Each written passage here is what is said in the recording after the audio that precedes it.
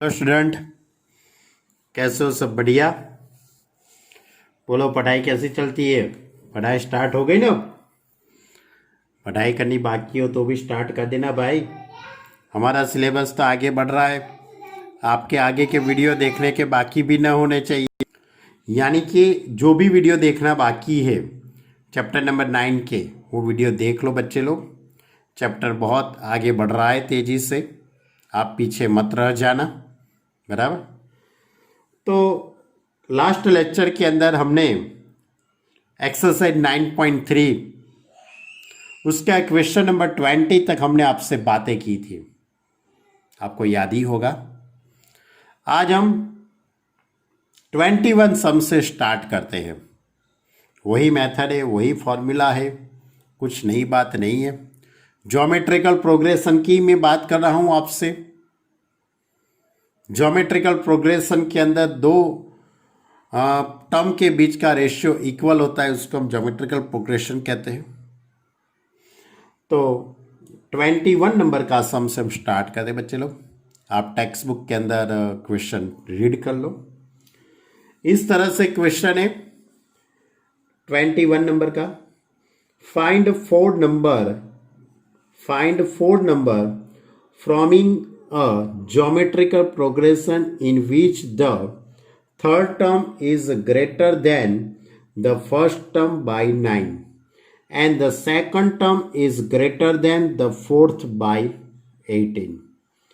यानी कि क्वेश्चन के अंदर आपको 4 टर्म फाइंड करने के हैं। शुरुआत के 4 टर्म आपको फाइंड करने के। उसमें क्या लिखा है? In which the third term is greater than the first term by 9। यानी कि third term greater than first term in 9। यानी कि थर्ड टर्म है वो पहले टर्म से 9 ज़्यादा है। यानी कि T3 is equal to T1 plus 9। अब T3 यानी AR², T1 यानी first term A plus 9। It is a result number 1। इसको मैं रिजल्ट नंबर 1 कहता हूं। दूसरी एक बात क्वेश्चन में लिखी है कि second term is greater than fourth by 18। यानी कि second term T2 is equal to T4 plus 18। अब सेकंड टर्म यानी AR हो जाएगा, फोर्थ टर्म AR³ प्लस 18। अब आपके पास है रिजल्ट नंबर 1, उसका यूज़ इधर करना है आपको। तो रिजल्ट नंबर 1 का यूज़ करने के लिए मेरे पास AR³ है, इसको मैं AR² इंटू R ऐसा लिख सकता हूँ। ऐसा लिखने से फ़ायदा क्या होगा बच्चे लोग? बहुत बड़ा फ़ायदा होगा। Result number 1 AR² is equal to A plus 9। तो AR² की जगह पे A plus 9 into R plus 18। R का अंदर मल्टीप्लाई करेंगे, AR plus 9R plus 18। AR cut हो जाएगा, तो 9R is equal to minus 18। यानी कि R इज इक्वल टू -2 हो जाएगा। तो R की वैल्यू -2 मिल गई। अब ये R की वैल्यू आपको रिजल्ट नंबर 1 के अंदर पुट करने का है। AR² is equal to A plus 9। R की जगह पे मैं -2 पुट कर रहा हूँ, तो मैं -2 पुट करूँगा। तो 4A is equal to A plus 9, that is 3A is equal to 9, therefore A is equal to 3। यानी कि आपको स्मॉल a भी मिल गया, स्मॉल r भी मिल गया, यानी कि कॉमन रेशियो भी मिल गया, फर्स्ट टर्म भी मिल गया। आपको क्वेश्चन के अंदर फाइंड करना है स्टार्टिंग के 4 टर्म, यानी AR, AR², AR³। तो A is equal to 3, AR यानी कि इन दोनों का मल्टीप्लाई -6 होगा। AR² तो r इज इक्वल टू -2 का स्क्वायर 4, 4 3 12, AR³ -8 3 यानी कि यहाँ पे होगा -24 और ये माइनस, यानी कि आपको सिर्फ 4 ही टर्म फाइंड करने के थे, तो मैंने इसके अंदर वैल्यू पुट कर दी। बहुत इजी क्वेश्चन है ना बच्चे लोग, थोड़ा ध्यान से देखेंगे तो आ जाएगा। चलो अब क्वेश्चन नंबर 22 लेते हैं। क्वेश्चन नंबर 22 इस तरह से है। 22 नंबर का सम इस तरह से है, कहाँ गया क्वेश्चन, ये रहा। If the pth, qth and rth term, pth term, rth term and qth term of a GP and are A, B, C respectively, prove that A raised to Q minus R, B raised to R minus P into C raised to P minus Q is equal to 1। यानी कि question के अंदर आपको pth term, qth term and rth term small a, small b and small c दिया है, तो इसके पर से आपको प्रूव करना है। बराबर तो मैं क्या करता हूँ बच्चे लोग, सबसे पहले तो मैं first term capital A suppose करता हूँ। आप बोलते कि सर कैपिटल A क्यों सपोज किया, common ratio capital R suppose करता हूँ। आप सोचे कि सर ये कैपिटल लेटर का आपने यूज क्यों किया, स्मॉल लेटर का है ही ना हमारे पास। तो बच्चे क्वेश्चन के अंदर स्मॉल लेटर है, इसलिए मैंने स्मॉल लेटर का यूज नहीं किया, क्योंकि आपको जो प्रूव करना है उसके अंदर कैपिटल लेटर होगा तभी आपको मालूम पड़ेगा। तो यहाँ पे pth term is equal to A, given that, also given that qth term यानी TQ is equal to B, and also given that TR यानी rth term is equal to C। अब nth टर्म फाइंड करने की आपके पास formula तो है ही, Tn is equal to A into R raised to n minus 1। तो small a is equal to pth term, तो AR raised to P minus 1। qth term तो B is equal to AR raised to Q minus 1। C is equal to AR raised to R minus 1। तो small a, small b, small c। Clear, मालूम पड़ गया। अब आपको जो prove करना है उसके लेफ्ट हैंड साइड हम लेते हैं। हम जो प्रूव करना है उसकी लेफ्ट हैंड साइड इस तरह से है, A raised to Q minus R, B raised to R minus P, C raised to P minus Q। Small a is equal to AR raised to P minus 1, उसके पर Q minus R power है। B raised to R minus P, तो B is equal to A into R raised to Q minus 1 raised to R minus P। C is equal to AR raised to R minus 1 raised to P minus Q। तो यहाँ पे AR raised to Q minus R, यानी ये Q minus R जो power है वो A ऊपर भी होगा और R रेस्ट टू पर भी होगा, दोनों पे होगा।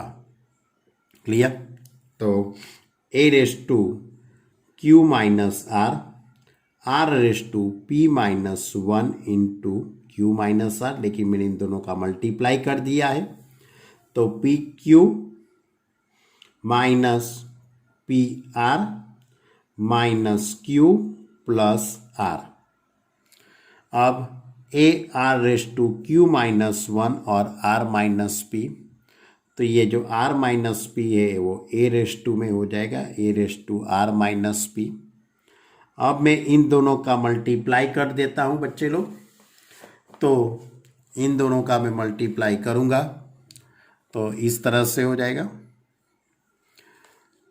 QR minus PQ minus R plus RP। अब ये टर्म लेता हूँ, A raised to P minus Q, R raised to इन दोनों का मल्टीप्लाई, तो PR minus QR minus P Q minus P plus Q.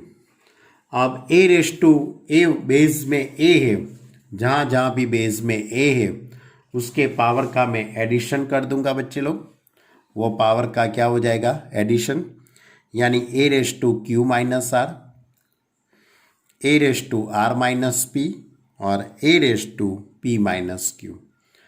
A base equal है तो पावर का addition Q minus R plus R minus P plus P minus Q. R raise to P Q minus P R minus Q plus R plus R raise to, ये जो term है उसका मैंने addition कर लिया है, और ये भी टर्म है P R minus Q are minus P plus Q, उसका भी एडिशन कर दिया। क्योंकि बेस इक्वल है, बेस इक्वल होगा तो हम पावर का एडिशन कर सकते हैं बच्चे लोग, तो मैंने वो एडिशन कर दिया। एडिशन करने से अपने को क्या मिलता है बच्चे लोग, तो क्यू क्यू कट हो जाता है, पी पी कट हो जाता है, आर आर कट हो जाता है, यानी ए रेस टू 0 हो जाएगा। तो कैपिटल आर है उसके पर के भी जितने भी टर्म है ये सब कट हो जाता है। अब जब ध्यान से देखना हो तो देख सकते हो बच्चे लोग, सब टर्म कट हो जाते हैं। पी क्यू कट हो गया, पी क्यू कट हो जाता है, पी आर ये रहा पी क्यू बच्चे लोग, पी क्यू कट हो गया, पी आर कहाँ गया, पी आर बच्चे लोग, पी आर कहाँ गया, हाँ ये रहा, ये बच्चे ने लिखने में थोड़ी गलती की है इसलिए पी आर कट। आप अपनी तरह से अच्छी तरह से लिखना बच्चे लोग, क्यू आर कट हो जाता है, पी वो यानी कि सब टर्म कट हो जाता है। आप अच्छी तरह से लिख लेना, ऐसा हो तो थोड़े बड़े हैंडराइटिंग में ऐसा हो तो आर रेस टू 0 हो जाएगा, A raise to 0 R raise to 0, यानी कि उसका आंसर 1 आ जाएगा, बराबर, जो आपको प्रूव करने का था। सिर्फ इसके अंदर मोस्ट आईएमपी स्टेप कौन सा है बच्चे लोग, मैं आपको बता दूं, ये जो small A small B small C. Small A it is a pth term, P वाला टर्म, यानी A into R raise to P minus 1। B is equal to A into R raise to Q minus 1 और C is equal to A into R raise to R minus 1। Clear. और उसके बाद left hand side के अंदर value put कर दी और उसका simplify दे दिया। बेस इक्वल है तो एडिशन हो जाता है, वो कॉन्सेप्ट आपको मालूम ही है, पावर के जो कॉन्सेप्ट है उसका ही मैंने यूज़ किया है इधर। ओके, चलो बच्चे लोग, तो हम आगे का क्वेश्चन देखें बच्चे लोग। तो हमारा जो आगे का जो क्वेश्चन है वो कुछ इस तरह से है, 23 नंबर का सम। If the 23 नंबर का सम, if the first and the nth term of a GP are A and B respectively, and if P is the product of n term, then prove that P square is equal to AB raised to n. If the first and the nth term of GP are A and B respectively, यानी कि first term is A and nth term is equal to B. nth term यानी A into R raise to N minus 1 is equal to B. अब आपको p is equal to, उसके बाद लिखा है बच्चे लोग, and if p is the product of nth term, nth term का मल्टीप्लाई है, तो A R square A R Q up to A into R raise to N minus 1 उसका मल्टीप्लाई है। उसके बाद A into A into A into A into A कितने times है, N times है, तो मैं ए रेस टू एन लिख सकता हूँ, A into A into A N times तो ए रेस टू एन। उसके बाद R raise to 1 R raise to 2 R raise to 3 up to R raise to N minus 1। R base equal है तो R raise to 1 plus 2 plus 3 up to N minus 1, तो 1 + 2 + 3 up to n-1। तो ये nth term का addition है। nth term का addition करने के लिए आपके पास बच्चे लोग फॉर्मूला है। आप जब छोटे थे, आप स्टैंडर्ड 10 के अंदर 1 + 2 + 3 फर्स्ट नेचुरल नंबर का एडिशन करने की फॉर्मूला थी आपके पास, शायद आपको याद हो तो, n × n + 1/2। तो ये फॉर्मूला में मुझे 1 + 2 + 3 अप टू कहाँ तक जाना है, n-1 तक जाना है। तो मुझे n की जगह पे n-1 पुट करेंगे हम, n-1 हम पुट करेंगे अपॉन टू n, 1 कट हो जाएगा, n × n-1/2। यानी कि अपने को ये फॉर्मूला का यूज़ इधर करने का है, तो वो मैंने यहाँ पे यूज़ किया, तो ये टर्म आ गया। यानी कि p की वैल्यू p = p क्या था, p is the product of the n term. तो n टर्म का प्रोडक्ट कितना होता है, तो a⁻n r⁻n × n-1/2। अब आपको प्रूव क्या करना है वो देख लेते बच्चे लोग। प्रूव करना है p² = ab⁻n। जो प्रूव करने का था उसके लेफ्ट हैंड साइड बराबर p² है, here right left hand side p², p is a⁻n r⁻n × n-1/2 उसका स्क्वायर है। तो a⁻2n, यहाँ से 2 कट हो जाएगा, तो r⁻n × n-1। उसके बाद राइट हैंड साइड में ab⁻n है, a as it is, b is a × r⁻n-1 तो a × a that is a², ये n इसके साथ मल्टीप्लाई में आ जाएगा, तो n × n-1, यानी कि ये दोनों इक्वल ही हो गए। तो left hand side is equal to right hand side, यानी कि अपने को जो प्रूव करने का था p² = क्या प्रूव किया हमने, p² = ab⁻n। क्लियर, मालूम पड़ा बच्चे लोग आपको। बहुत इजी क्वेश्चन है, लेकिन बहुत अच्छा है, IMP क्वेश्चन है। बहुत सारी एग्ज़ाम के अंदर, स्कूल की जो एग्ज़ाम होती है उसके अंदर पूछ लेते ये लोग। चलो अब आगे का क्वेश्चन लेते हैं बच्चे लोग। क्वेश्चन नंबर 24 भी बहुत इजी है, सो दैट प्रूव करना है। The ratio of sum of first n term of a GP to the term of n from n+1 to 2nth term is 1/r⁻n। फिर से बोलता हूं, प्रूव करना है ratio of the sum of first n term of GP, यानी कि first n term क्या हो गया, a,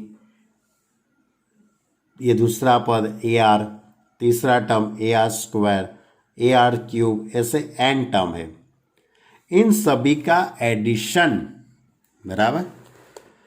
और अपॉन में आपको क्या लिखना है, तो अपॉन में n+1th term, n+1th to 2n+1th term, कौन सा टर्म, n+1 वाला टर्म। तो n+1 वाला टर्म कौन सा होगा, a × r⁻n ही होगा। कैसे आप सोचते कि सर ये कैसे आया, तो बच्चे लोग आपके पास Tn की तो फॉर्मूला है ही, आपके पास Tn = a × r⁻n-1 होता है। तो n+1th टर्म आपको निकालना है, तो क्या करेंगे, a × r⁻n+1 -1, तो ये 1 कट हो जाएगा, तो a × r⁻n हो जाएगा कि नहीं हो जाएगा, सोच लो अच्छी तरह से आप बेटा। तो ये a × r⁻n, उसके बाद वाला जो टर्म है वो a × r⁻n+1, उसके बाद वाला जो टर्म है वो a × r⁻n+2 up to 2n term, तो a into R raise to 2n minus 1।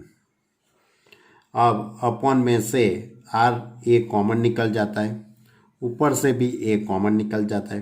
तो पहले तो मैं ये उसमें से कॉमन निकालूँ तो 1 plus R square plus R cube up to R raise to n minus 1।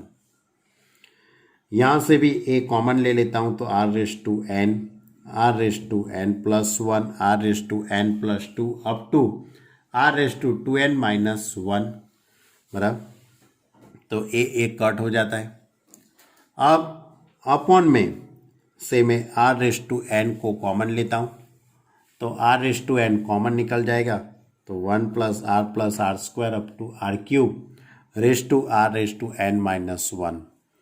अब अपॉन में से आर रेस टू n को मैं कॉमन लूँगा तो क्या बचेगा बच्चे लोग, 1 प्लस आर, पहले तो मैंने क्या किया देखो R raise to n plus 1 इसको मैंने ऐसे अलग लिख दिया, R raise to n into R raise to 1 लिख सकते हैं ना।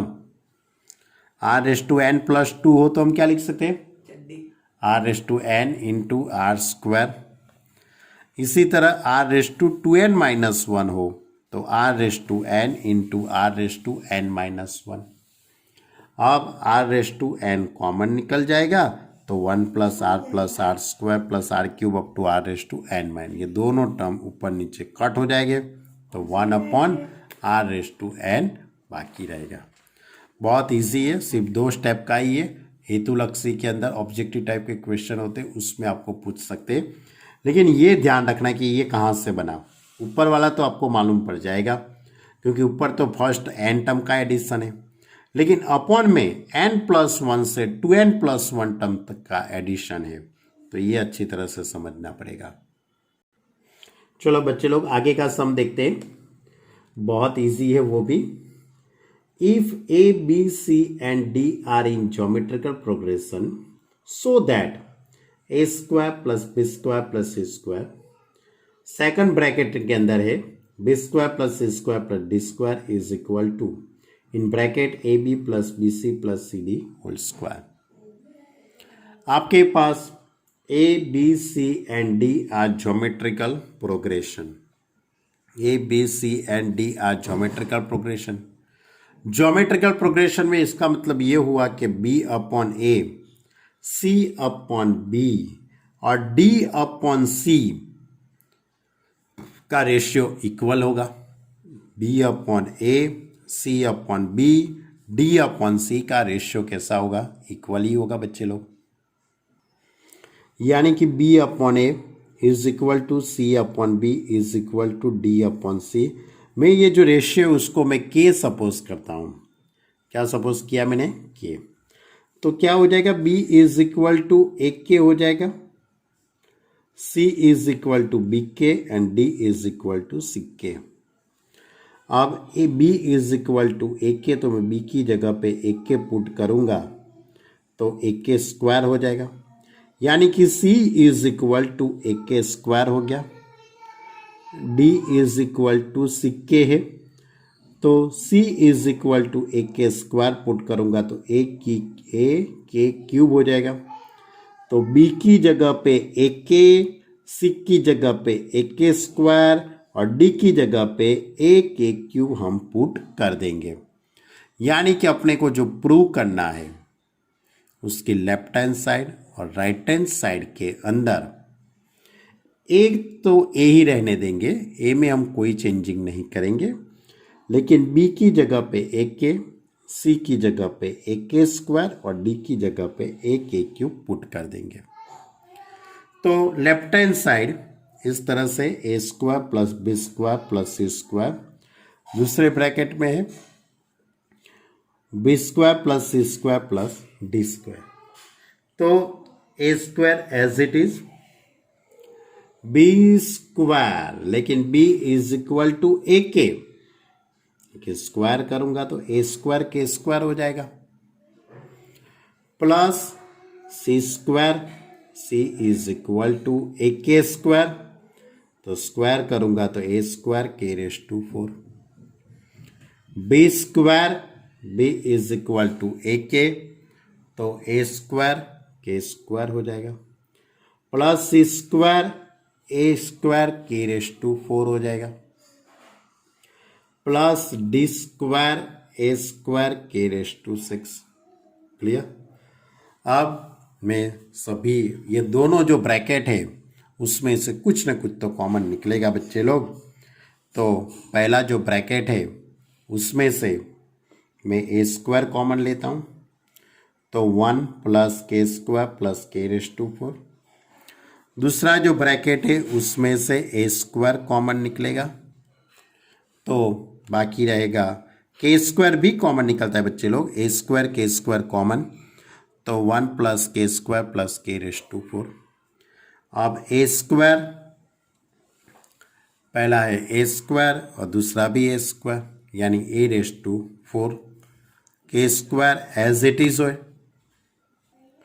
तो ये ब्रैकेट 1 प्लस के स्क्वायर प्लस के रेस टू 4, दूसरा भी ब्रैकेट में 1 प्लस के स्क्वायर प्लस के रेस टू 4 है, यानी कि ये ब्रैकेट 2 बार हो गया, इसलिए ए रेस टू 4 के स्क्वायर 1 प्लस के स्क्वायर के रेस टू 4 का होल स्क्वायर।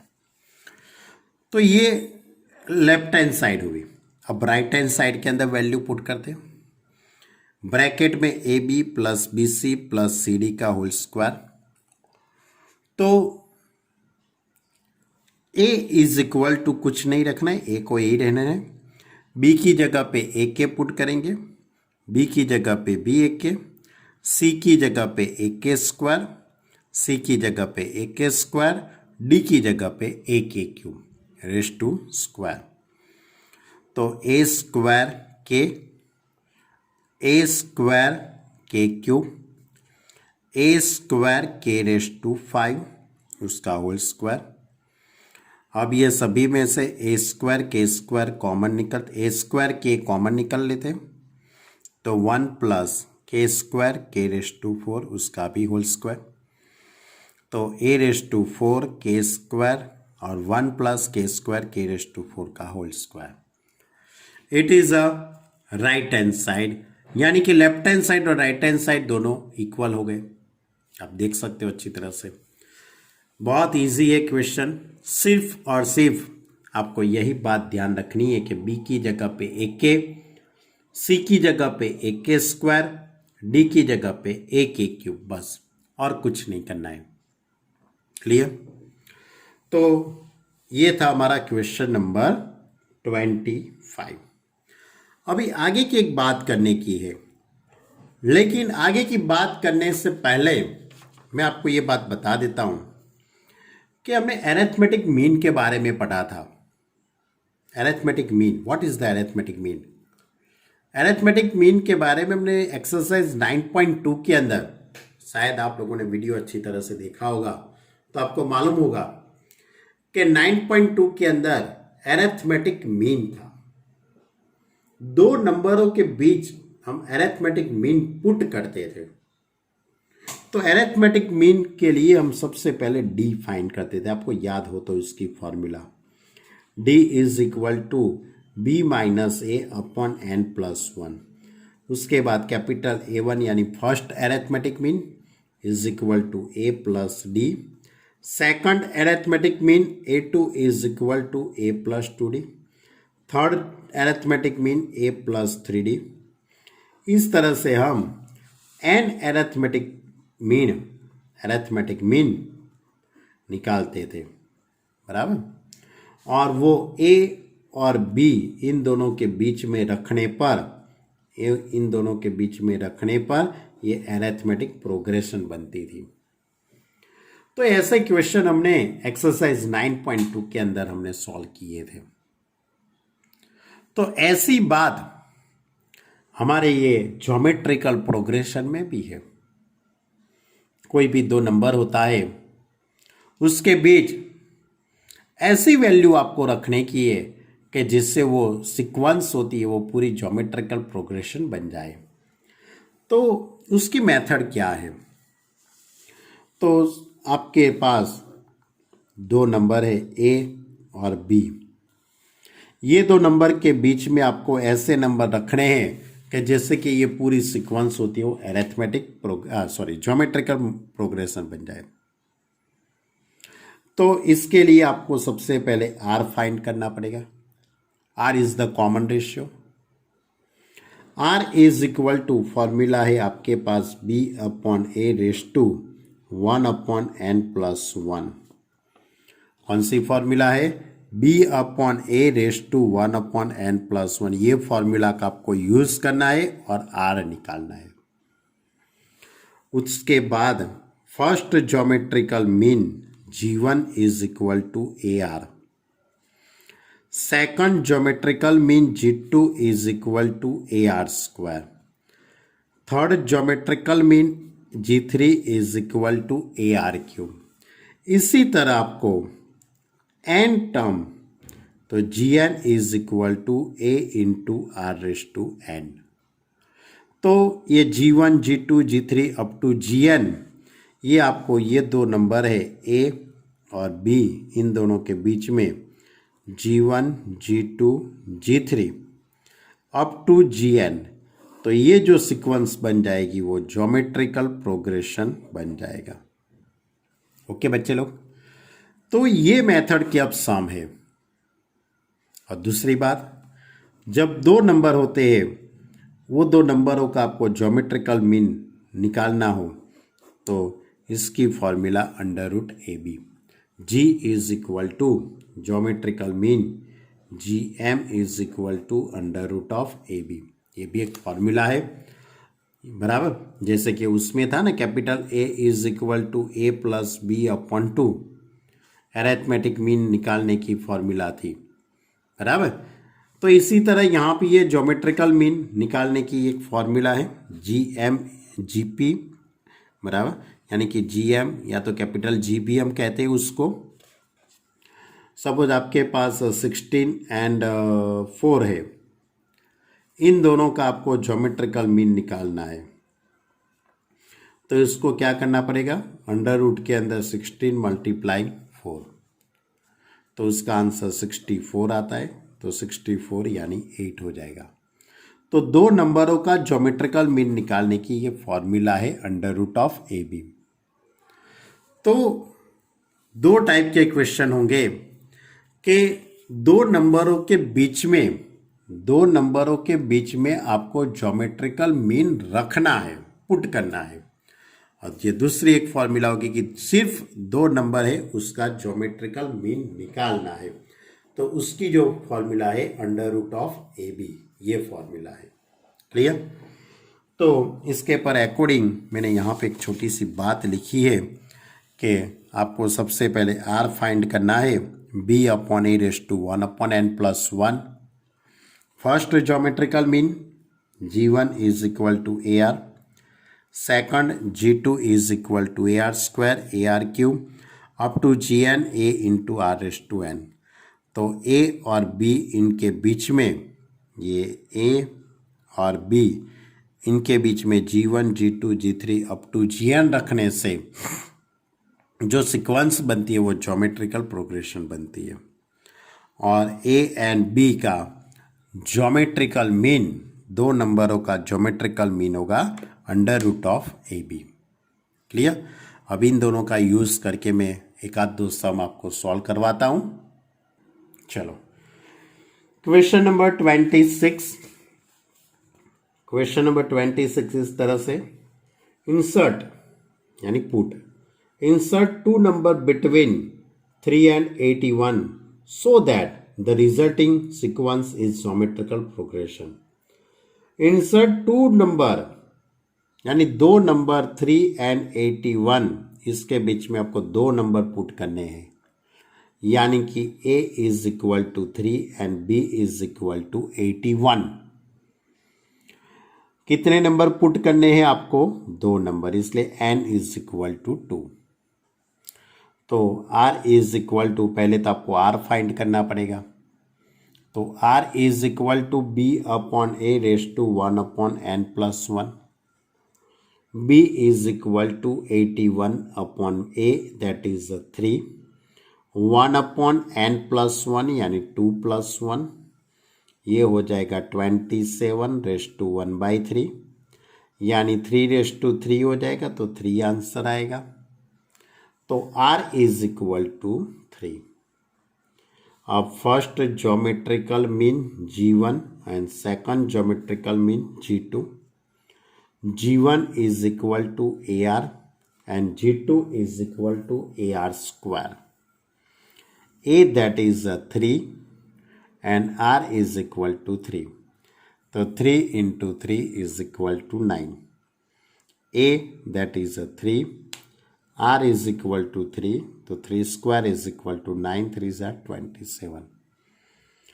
तो 3 और 81 इन दोनों के बीच में 9 और 27 ये ज्योमेट्रिकल प्रोग्रेशन हुआ, यानी कि दो नंबरों के बीच का ये ज्योमेट्रिकल प्रोग्रेशन है. चलो, बहुत इजी क्वेश्चन है, ऐसा कोई भी क्वेश्चन बना सकते हैं, लेकिन इतना ही रहता है, बहुत ज़्यादा टफ नहीं होता है. चलो 27 नंबर का सम, ये भी बहुत बढ़िया है. Find the value of n so that a raised to n plus 1 plus b raised to n plus 1 upon a raised to n plus b raised to n may be the geometrical mean between a and b. यानी कि geometrical mean g is equal to under root of A B. ये जो दो number है उसका geometrical mean a raised to n plus 1 b raised to n plus 1 upon a raised to n plus b raised to n है, is equal to under root of A B. तो आपको n की value find करने के, n कितना होगा, n की value क्या हो सकती है वो आपको बताना है. तो बच्चे लोग, सबसे पहले तो मैं ये अपॉन का जो टर्म है उसको सामने ले जाता हूँ. यहाँ पे रूट है तो ऑब्वियसली मुझे दोनों तरफ स्क्वायर करना पड़ेगा. दोनों तरफ मैं स्क्वायर कर लेता हूँ. तो a raised to n plus 1 प्लस b raised to n plus 1 का whole square is equal to A B a raised to n plus b raised to n का होल स्क्वायर. अब इसका होल स्क्वायर करूँगा तो a raised to 2n plus 2, यानी कि A square plus B square plus 2ab, जो ये formula है सिंप्लीफाई की वो मैंने यूज़ की है. A raised to 2n plus 2, middle term 2 into A raised to n plus 1 B raised to n plus 1, last term B raised to 2n plus 2. अब यहाँ भी A raised to n plus B raised to n का whole square, तो A raised to 2n plus 2 A raised to n B raised to n plus B raised to 2n. बराबर, simplify whole square कर सकते हो ना आप. A raised to 2n, middle term 2 A raised to n B raised to n plus B raised to 2n. अब A B है उसका अंदर मल्टीप्लाई में कर देता हूँ. ए बी का अंदर मल्टीप्लाई करेंगे तो A raised to 2n plus 1 into B, इसका इसके साथ मल्टीप्लाई, तो 2 into A raised to n और ए रेस्ट टू 1 यानी A raised to n plus 1, B raised to n B raised to 1 यानी B raised to n plus 1, और B raised to 2n plus 1 into A. दोनों तरफ से middle term cut हो जाता है और बाकी रहते टर्म है वो हम वन साइड ले लेते हैं, एक ही साइड रख लेते हैं. तो इस तरह से होता है A raised to 2n plus 1, ये रहा, sorry, A raised to 2n plus 2 minus B into A raised to 2n plus 1 plus B raised to 2n plus 2 minus A B raised to 2n plus 1 is equal to 0. अब ये 2n plus 2 यानी A raised to 2n plus 1 into A raised to 1, ये term as it is, ये term पहले लिख देता हूँ. B raised to 2n plus 2 यानी B raised to 2n plus 1 into B is equal to 0. अब इसमें से पूरे टर्म में से कॉमन निकल जाएगा A raised to 2n plus 1 common, तो a minus B raised to 2n plus 1 common, तो बाकी रहेगा a माइनस बी. दोनों में से a माइनस बी कॉमन निकल जाता है और a raised to 2n plus 1 minus B raised to 2n plus 1 is equal to 0.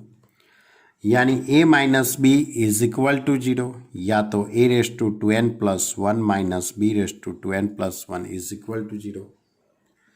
तो माइनस वाला टर्म सामने जाएगा तो a is equal to B हो जाएगा। लेकिन a is equal to B रखने से अपने को कोई फायदा नहीं होने वाला है लेफ्ट हैंड साइड, यानी कि अपने को n ही नहीं मिलने वाला है, यानी कि it is not a possible. और यहाँ पे हम देखें तो ये माइनस वाला टर्म सामने चला गया, तो इस तरह से टर्म हो जाएगा b raise to 2n plus 1, उसको अपॉन में ले जाते हैं सामने, a raise to 2n plus 1 upon b raise to 2n plus 1 is equal to 1, यानी कि A B raise to 2n plus 1, यहाँ पे 1 है तो मैंने 1 की जगह पे a upon B raise to 0 रखा। क्यों? क्योंकि अपने को जो n निकालना है, इसलिए दोनों तरफ बेस इक्वल बना दिया। बेस इक्वल है तो पावर का मैं कंपेयरिंग कर सकता हूँ, तो 2n plus 1 is equal to 0, तो n is equal to minus 1/2 हो जाएगा। 2n plus 1 is equal to 0, तो n is equal to minus 1/2। तो बच्चे लोग, ये था हमारा क्वेश्चन नंबर 27। थोड़ा ध्यान से देखना, बहुत इजी है, लेकिन सिंप्लीफाई में कॉमन करने में थोड़ा ध्यान रखना। यदि कोई भी डाउट हो तो आप मुझे बता सकते हो। आज हम यहाँ तक रखते हैं बच्चे लोग, 27 तक। आगे के लेक्चर के अंदर हम ये एक्सरसाइज को कंप्लीट करेंगे और आगे की थोड़ी बात भी आपसे करेंगे। तो आज का वीडियो आप अच्छी तरह से देखना। कोई भी डाउट हो तो आप मुझे पर्सनली कांटेक्ट कर सकते हो, और मुझे क्या तो व्हाट्सएप पे भी आप मुझे बता सकते हो, लेकिन अच्छी तरह से वीडियो देखना। पीडीएफ लिख लेना पहले तो, पीडीएफ लिखने के बाद वीडियो देखो, या तो पीडीएफ लिखते जाओ वीडियो देखते जाओ, दोनों साथ में करते जाओ, जो आपको अच्छा लगे वो, बराबर। तो ये ज्योमेट्रिकल प्रोग्रेशन का एक्सरसाइज 9.3 का क्वेश्चन नंबर 27 तक हमने बातें की।